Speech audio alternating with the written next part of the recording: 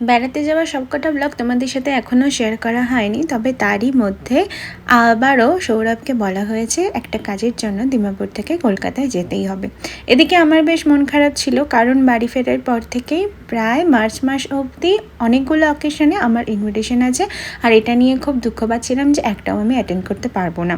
তবে যেই না শুনলাম যে সৌরভকে অফিসের কাজে কলকাতায় পাঠানো হবে, আমাকে আর দেখে কে ভীষণ মজা পেয়েছিলাম। আর এবারে ডিমাপুর টু কলকাতা আমরা ট্রেনেই গিয়েছিলাম। স্টেশন অবধি অফিসের গাড়ি আমাদের ছেড়ে দিয়েছিল ওই 10টার মধ্যেই, আর আমাদের ট্রেনটা ছিল সেদিন রাত প্রায় 1:30-2 নাগাদ। তো এনজিপি অবধি তো আমরা রাজধানীতে গিয়েছিলাম, আর তারপরে এনজিপি থেকে কলকাতা অবধি আমরা গিয়েছিলাম হচ্ছে বন্দে ভারত চেয়ার কারে।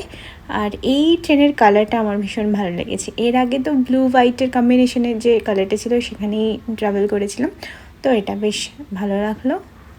এনজিপি থেকে এই ট্রেনটা ছিল 2:55 নাগাদ।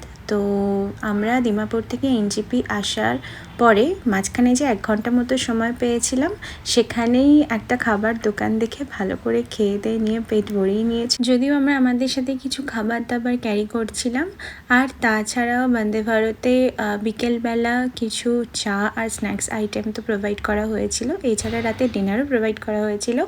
তবে বিরিয়ানি খাওয়ার পর দুপুরবেলা আমার আর এই স্ন্যাক্সগুলো খাওয়ার পেটে একটুও জায়গা ছিল না, তাই বেশিরভাগ জিনিসই আমি ব্যাগে করে ক্যারি করেছিলাম। আর ট্রেনে এতটা সময় কতক্ষণ আর বসে ঘুমিয়ে কাটাবো, তাই একটা মুভি দেখা শুরু করেছিলাম।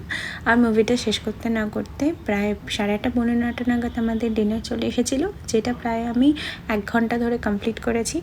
আর রাত্রির 11:45 নাগাদ হাওড়া স্টেশনে আমাদের ট্রেন এসে পৌঁছায়। পাপা গাড়ি পাঠিয়ে দিয়েছিল হাওড়া স্টেশনে আমাদের আনতে যাওয়ার জন্য।